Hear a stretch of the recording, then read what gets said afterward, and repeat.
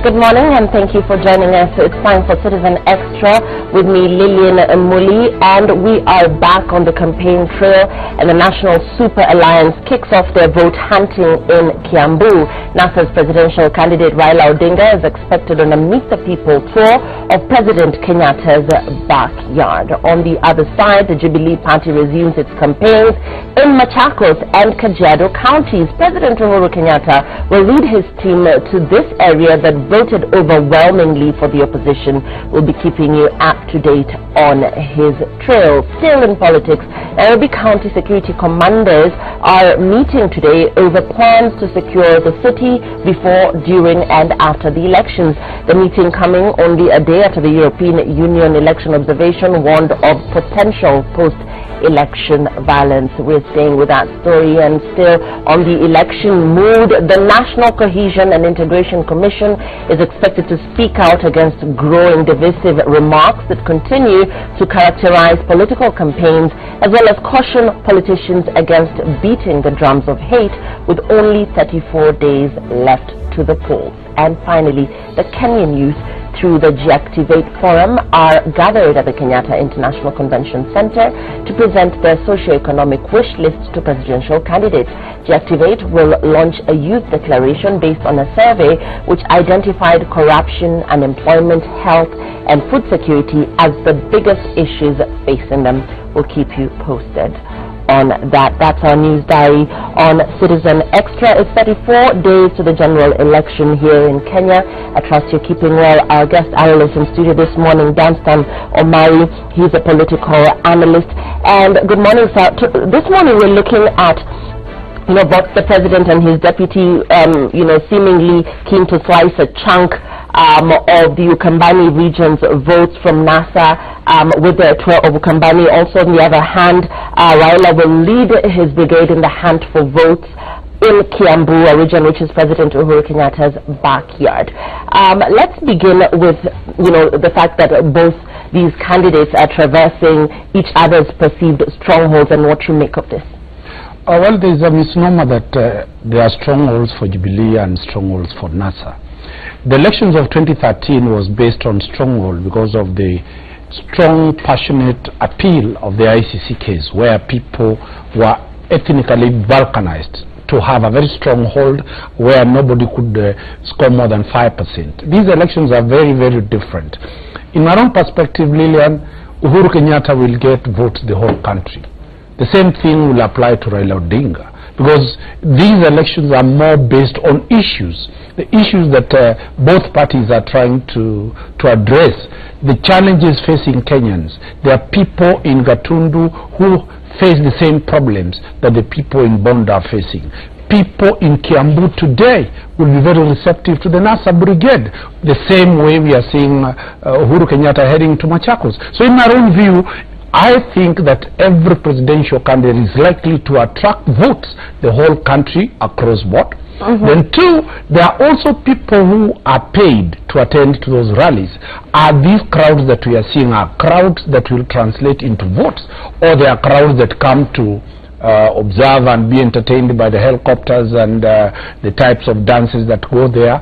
Are these crowds translating to votes? Time will tell. And looking at the ruling government's strategy, where, for instance, in Ukambani, we saw President Uhuru Kenyatta begin his tour with the launch of a 1.4 billion water project in Kalonzo Musyoka's Mwingi backyard. The approach by the government and indeed Jubilee to launch developmental projects while on the campaign tour. Your thoughts on this? My thought is that Kenyans don't vote based on development.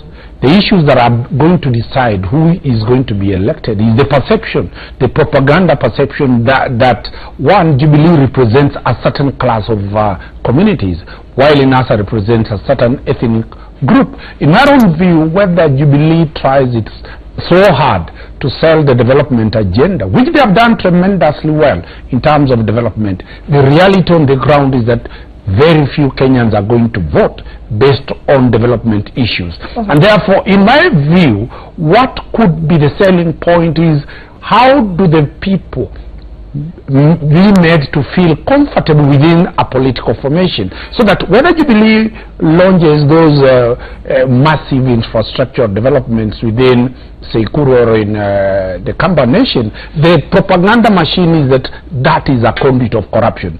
So in my own view, I think that the narrative of development is misplaced in these elections of 2017. Does this offer a level playing field, though, for the opposition who, on the other hand, are also on the campaign trail but may not have as good or as attractive a bag of goodies?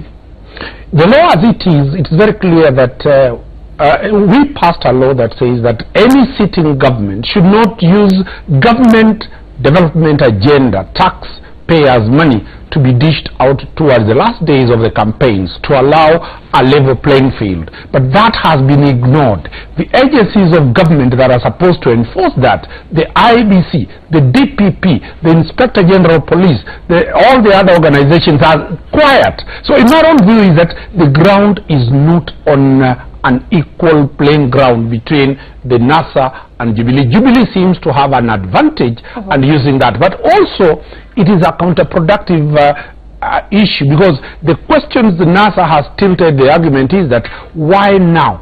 Why do you want to build these dams now?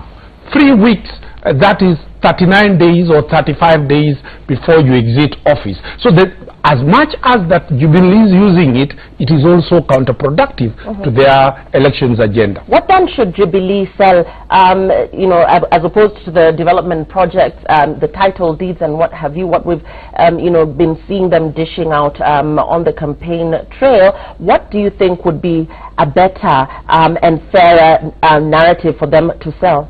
The Jubilee finds itself in a very hard situation. Reason being that NASA has developed a story, a perception that Jubilee is not inclusive. If I were Jubilee, I would be selling the agenda that it is a party that is inclusive of 43 communities. That agenda has been lost. Two, the agenda about the youth seems to have been lost, where we are seeing that Jubilee is appearing as a party of the old people, led by two young, the president and the deputy are young, but the majority, the backbone of Jubilee, seems to be a party that attracts the aged people. So the agenda for the youth, the agenda for the women, the agenda for the marginalized has not been given the type of mileage that Jubilee needs to bring up. So in my own view, if Jubilee could be also county specific, when you are talking about electricity in Maasai land, really the Maasais will be looking about how their cows will get the drugs for anthrax, how they will get water. That is not an agenda for them. The issues about tarmac roads, yes, as much as we are talking about the need to have tarmac roads, what about the cost of living? What about the question of hunger? So in my own view, I think that the Jubilee Brigade needs to think on messaging, so that the message is to 47 counties, specific to those counties, and Jubilee should avoid antagonizing the friends, people like Munya and the others.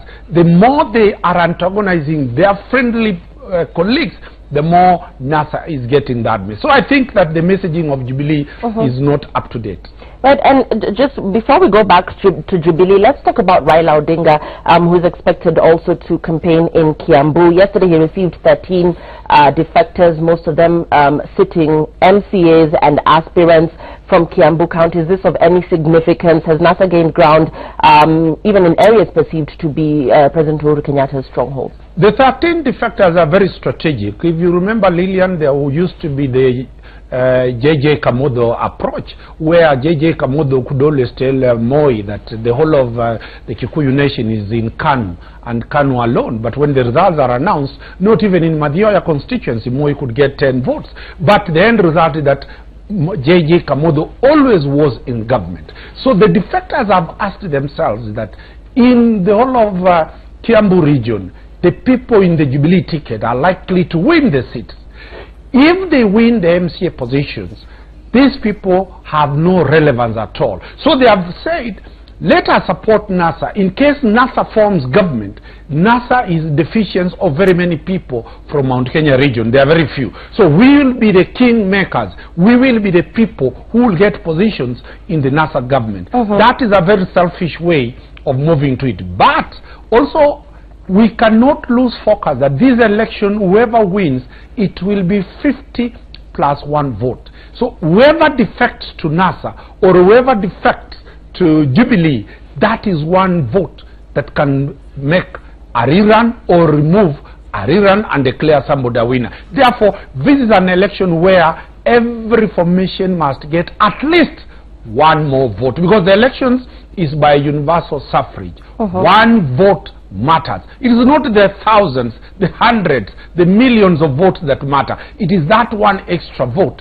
that NASA is intending to get, that Jubilee is intending to get. Okay, Dunstan, I'll be coming back to you very shortly. And as we continue this conversation, we'll be talking about President Uhuru Kenyatta singling out NASA Deputy Presidential Candidate Kalonzo Musyoka and urging him to abandon NASA and join Jubilee. Of course, we know that Ukambani is the backhead of Wiper leader Kalonzo Musyoka, who is the NASA presidential running mate. We'll be looking at the, significance and, the undertones in this particular message. But before that, we'll be going to Sarova White Sands. We'll be getting a link from Sarova White Sands later on.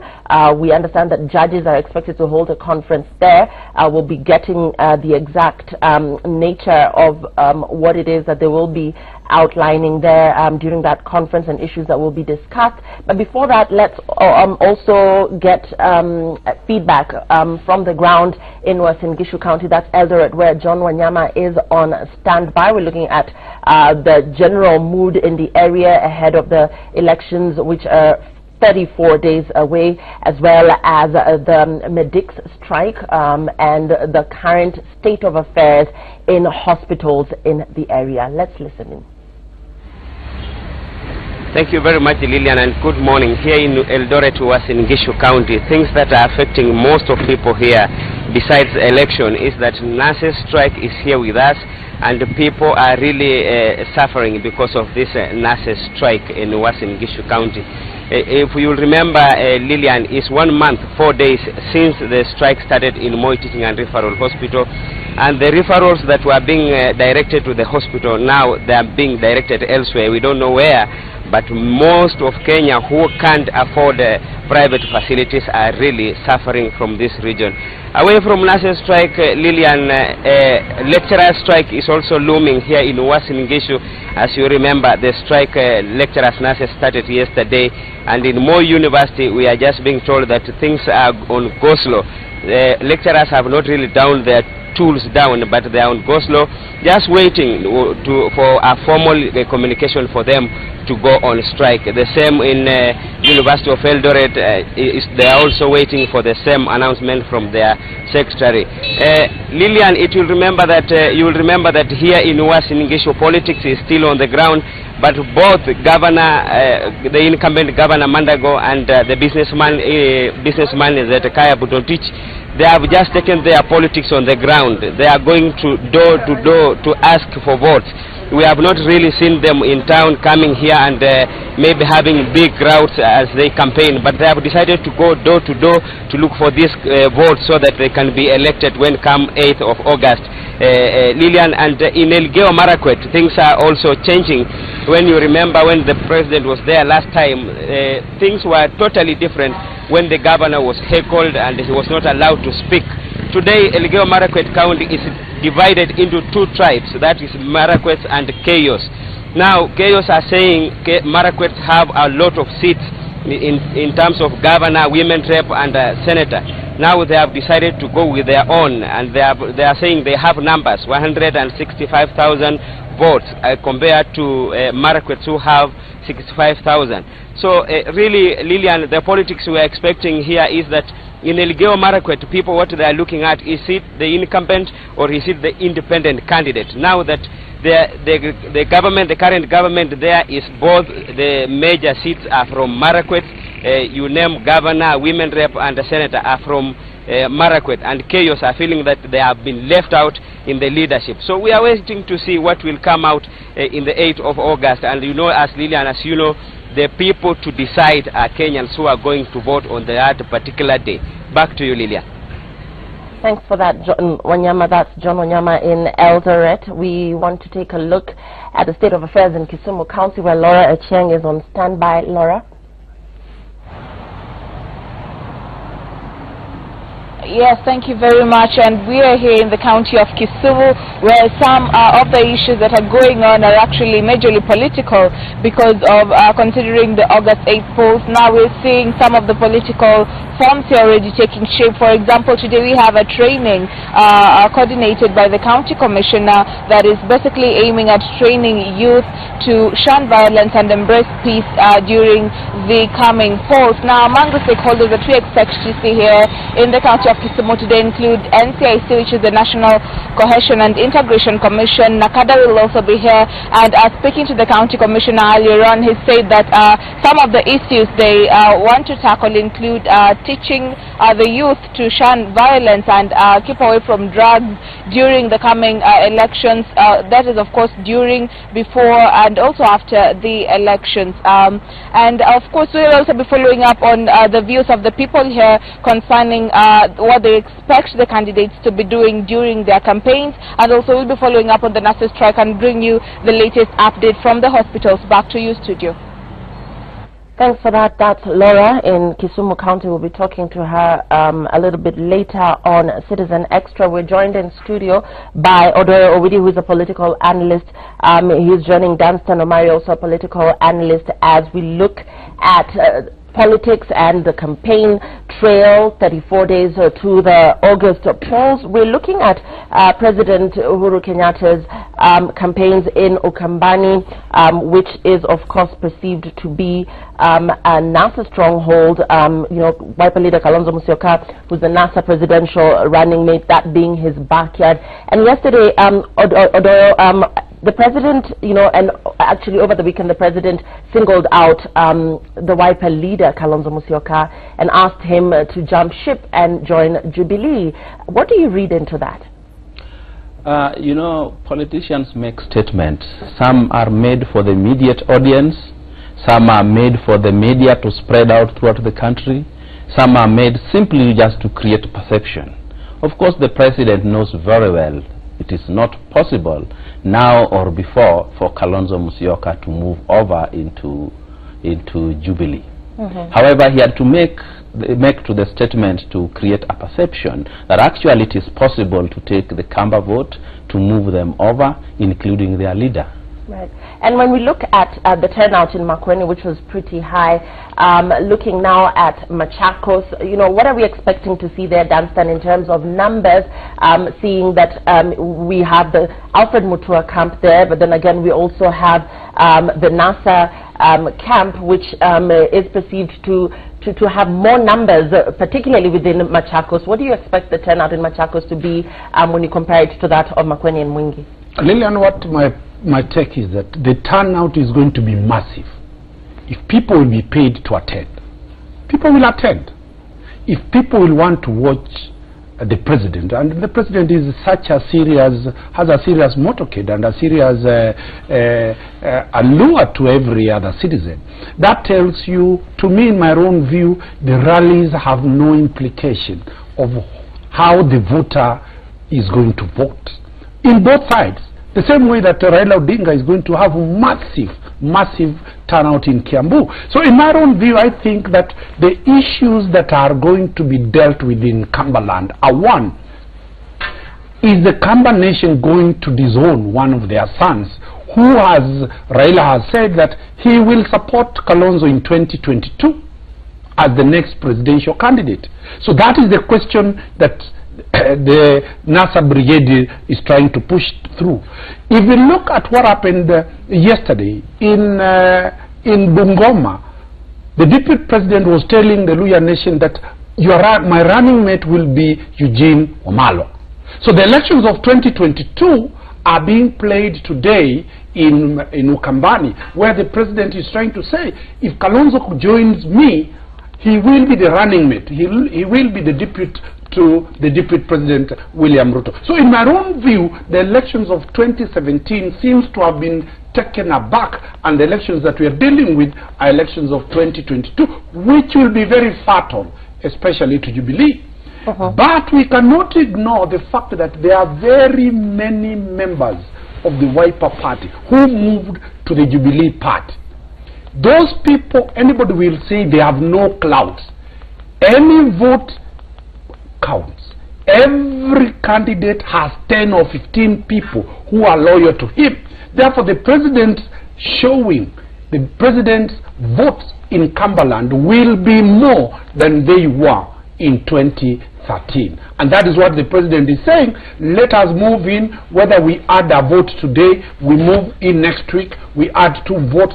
That will go away to determine the 50 plus 1%. Already, your thoughts on the fact that, as Danson is saying, the elections of 2022 are being played out today, and yet, interestingly, we're 34 days to the general election, but then we're hearing talk about who is eyeing the presidency come 2022, who will support who.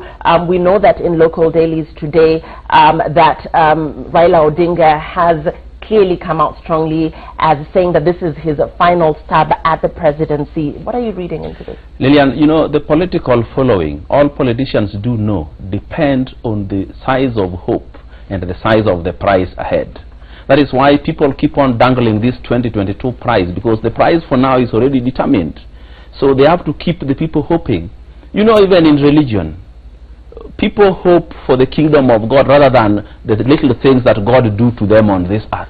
If today you tell them the kingdom of God will not be there, but keep praying because God will prevent diseases and all that, Christianity will collapse. So people look at the bigger prize. That is why people turn out to vote for the president more than they vote for MPs, senators and governors. So that's why all politicians are now determined to keep the prize floating. But you remember there is one man called Mutua in Cumberland, but he has now been reduced to fighting for his own survival. That's why he cannot go there promising people the hope of 2022. And, you know, let's talk about Raila Odinga, just moving away from Mukambani, the fact that he's making forays in perceived Jubilee strongholds, the fact that he's deviating from his earlier style of concentrating on his support basis. Do you see at this point, or with the NASA making any inroads whatsoever, particularly in the Jubilee strongholds? And let's talk about Kiambu specifically. True, they will always make. You know, there's a key thing in the human life, and that is food. Food has been a big issue in the current government, and that gives Raila Odinga the confidence to move into any part of the country and talk about it. You remember in the last general election, it was difficult for him to move in the very perceived Jubilee strongholds because they were almost at par with the Jubilee brigade. But right now, he has enough ammunition to hit them where it matters. He has enough reasons for the people to want to listen to him if he would be different from what we have seen in the Jubilee administration. That is why, particularly in Kiambu, he will still go. Kiambu is relatively close to Nairobi. He will get good crowds with good listening capacity. Right, and Dunstan, you know, the president has also used this opportunity during the Okambani tour to draw parallels between his administration and the NASA lineup, again saying that while his administration is committed to developing the country evenly, and we're now going back to the bag of goodies that Jubilee has been dishing out, that the opposition is sowing discord along tribal lines, and yet now we see NASA clearly moving away from, you know, its strongholds and going to Kiambu, but then again also coming out very strongly and saying that this Kenya belongs to all of us. The narrative about zoning of this country and balkanizing this country based on ethnic arithmetic seems to be collapsing with the emergence of a new animal called the independent candidates.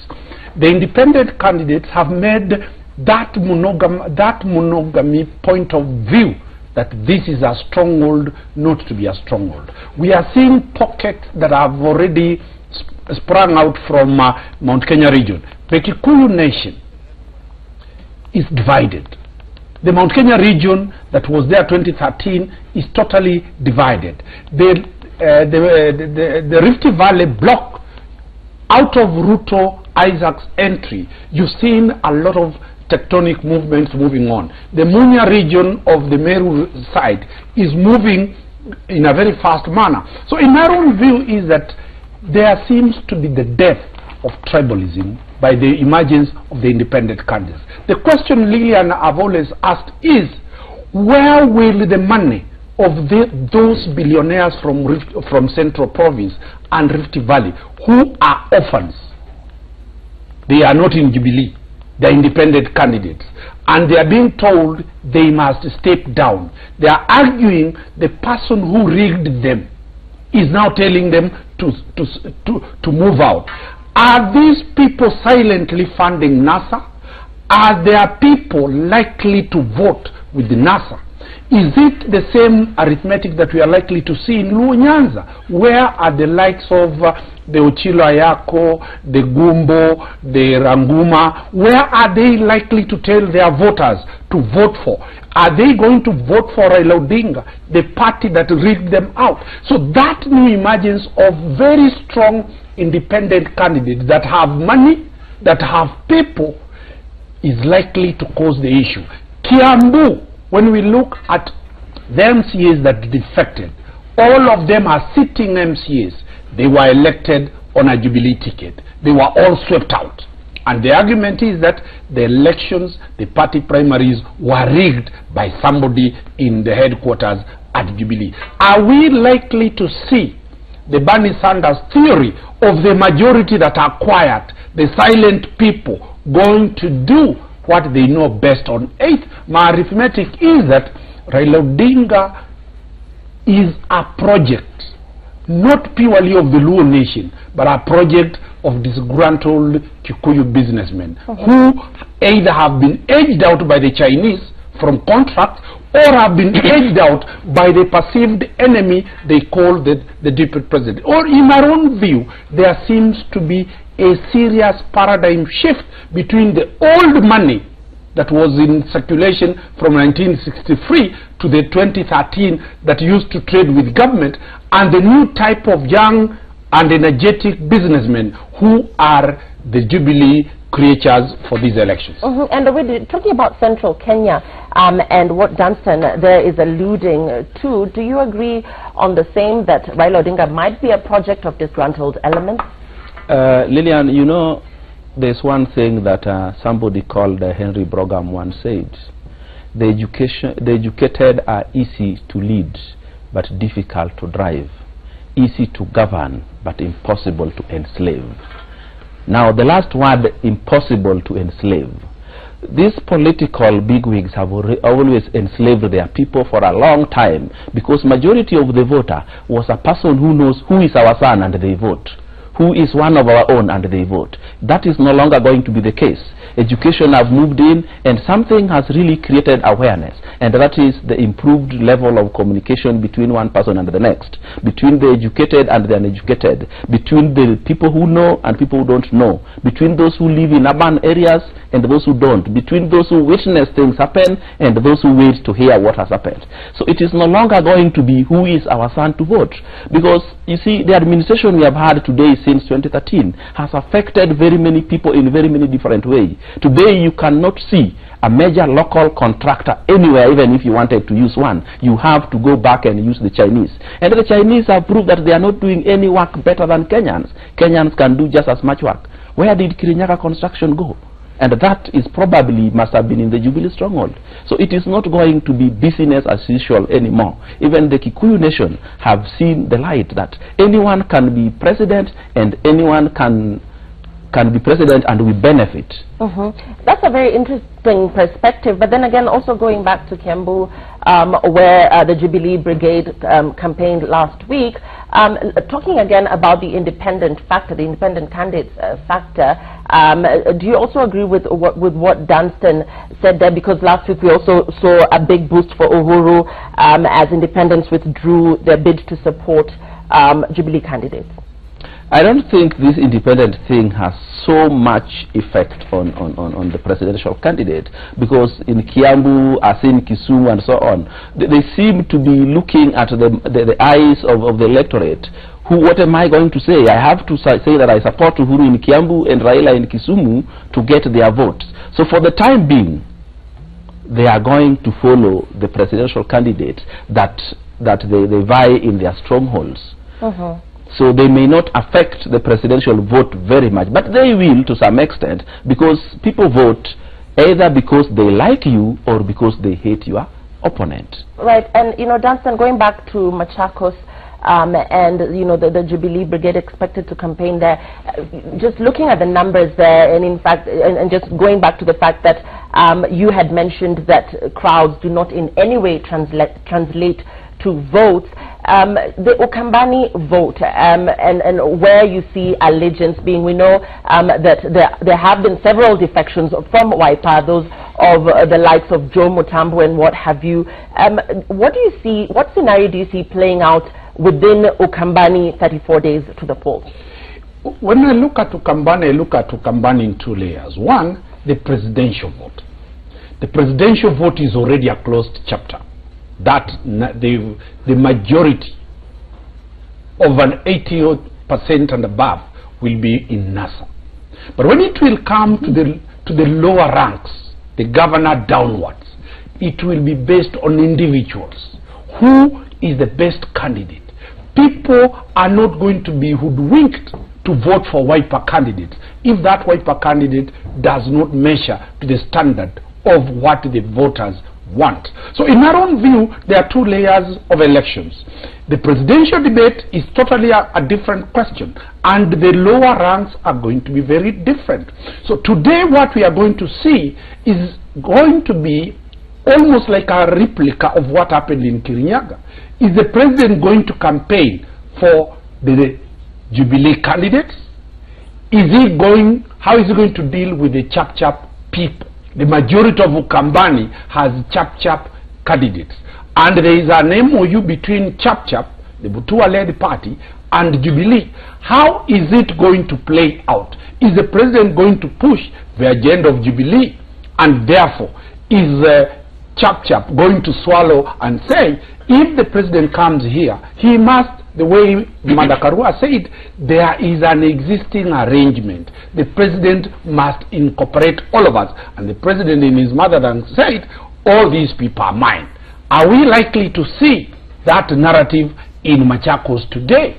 It has not come out very clearly where Mutua disappeared to.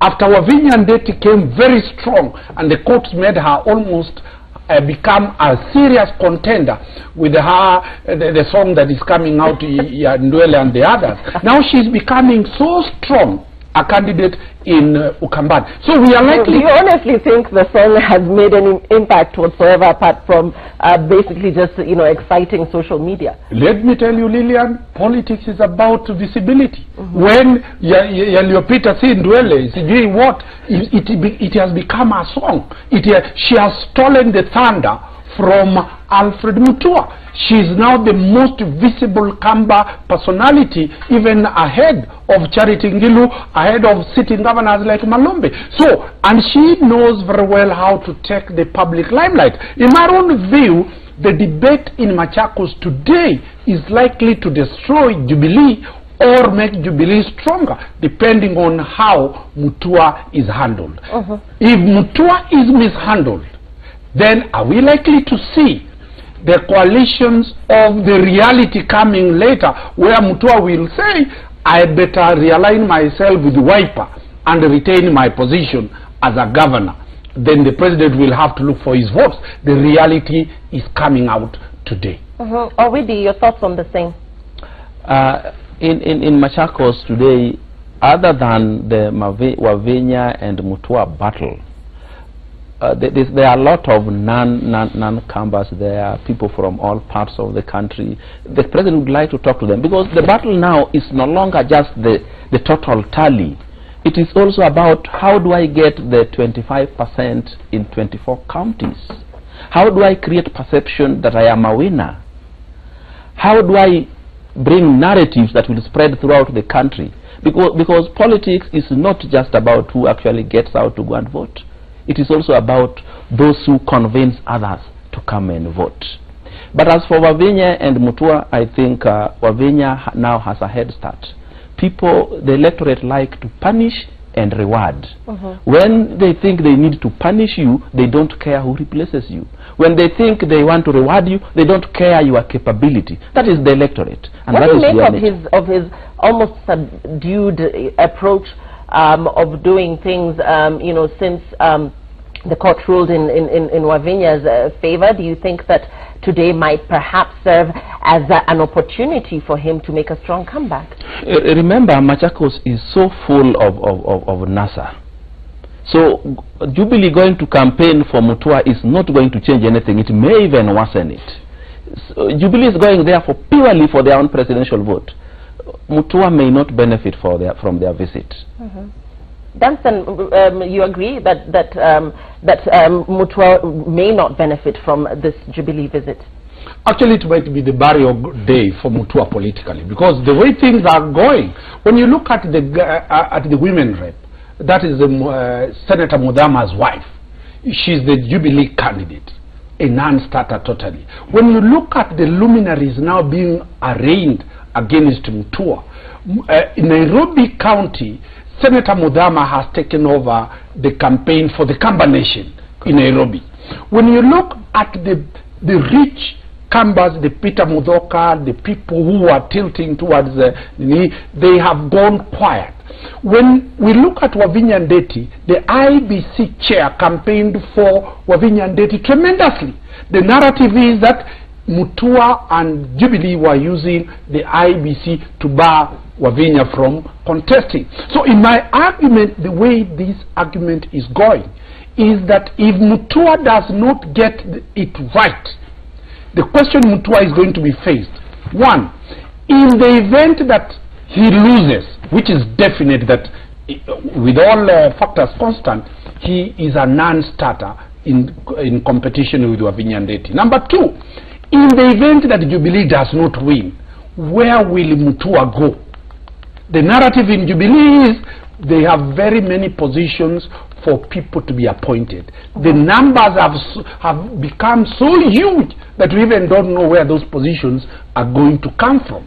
The numbers in NASA, also those ones who lost, they are being told, we will appoint you, don't worry. Right. Is Mutua going to take that narrative?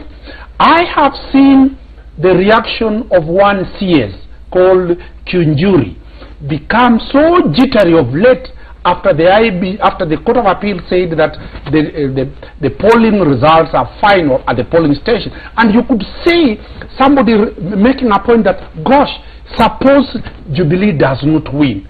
I did not contest to be a governor. Where will I go? That is the question Mutua is facing.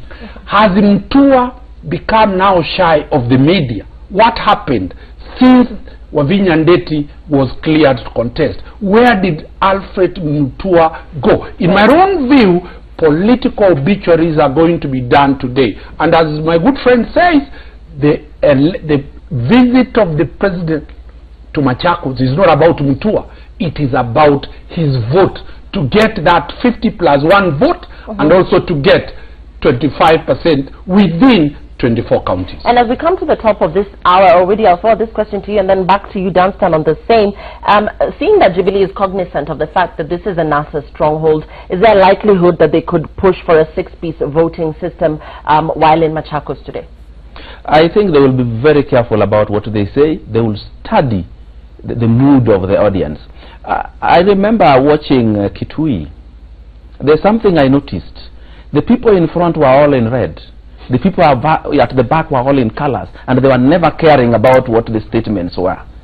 So the president was very cautious. He was pleading out there. And I told myself, these people all in red, they must have made contact with the Jubilee leadership.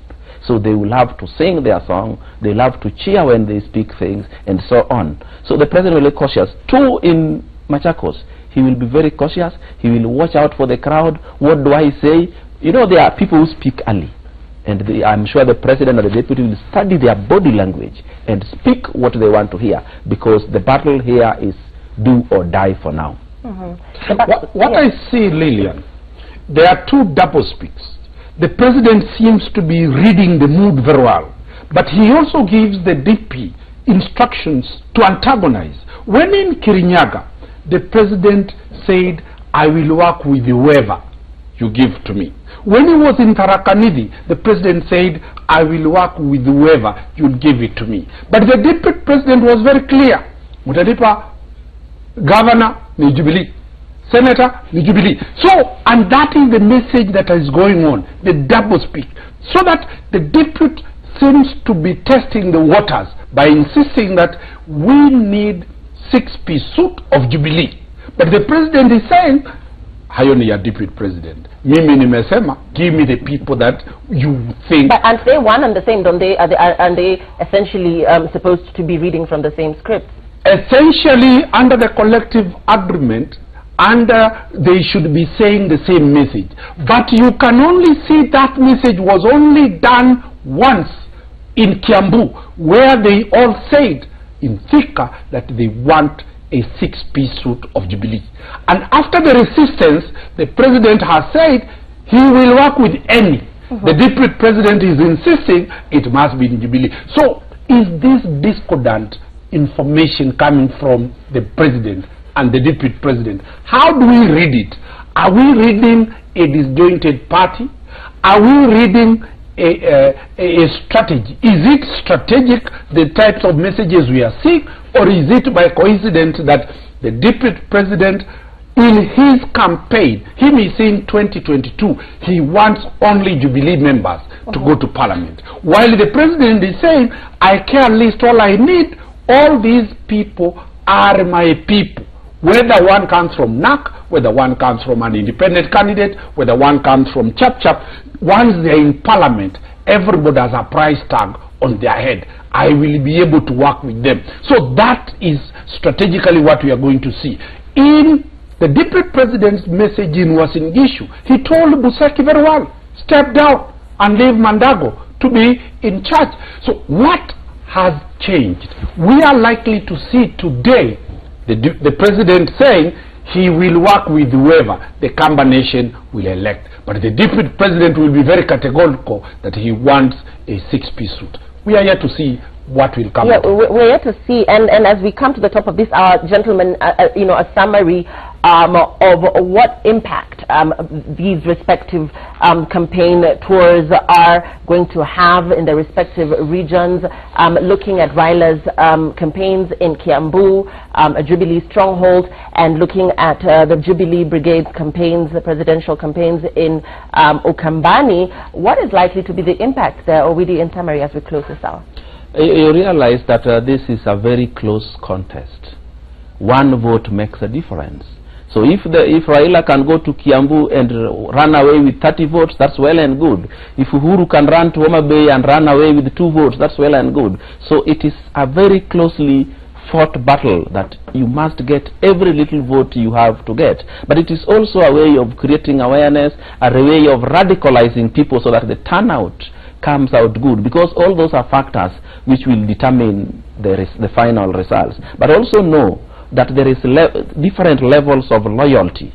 For example, Raila's Odinga's loyalty in Homa Bay is the top one. Then he comes to the one in maybe Busia and the rest. That is the middle. Then if there are any in Jubilee strongholds, that is the bottom one. So each level you select carefully the words you say when you get there. And Dastan, your closing remarks as well. My closing remarks are that this is a very serious contest. It is a contest that in 2013, the theory of rigging and the theory of voter tyranny of numbers carried the day. 2017, it is one vote that will wake up and vote that will determine. And that is why no single candidate will take that one vote for a joke. It must be looked for. It is a very expensive vote. You can imagine that somebody is going to spend 50 million to get 2 votes from Homa Bay. Somebody is going to spend 30 billion to get 1 vote from Kiambu. That is how expensive the voters have become and the votes are going to be. My take is that we are yet to see, by 15th, we are going to see very many nomads, people who have been masquerading that they belong to NASA or they belong to Jubilee, moving back to where they belong. and that is the likes of Munya. Are we going to see Isaac Ruto moving back to Jubilee? We are going to see the nomadic movement by 15th of this month. We are likely to see the scenario, how it will unfold. But it's a very competitive election. Right, a very close call. That is Dunstan Omari with us in studio in the first hour of Citizen Extra, and Odoya Owidi, who is a political analyst as well. Gentlemen, thank you very much. We've been looking at the disruption of perceived strongholds. The president keen to slice a chunk of the Ukambani region's votes from NASA. It is a perceived NASA stronghold. And on the other hand, NASA presidential candidate Raila Odinga leading his brigade in the hunt for votes in Kiambu, a region which is believed or perceived to be President Uhuru Kenyatta's backyard or stronghold. We are back with more in the next hour on Citizen Extra. Stay tuned.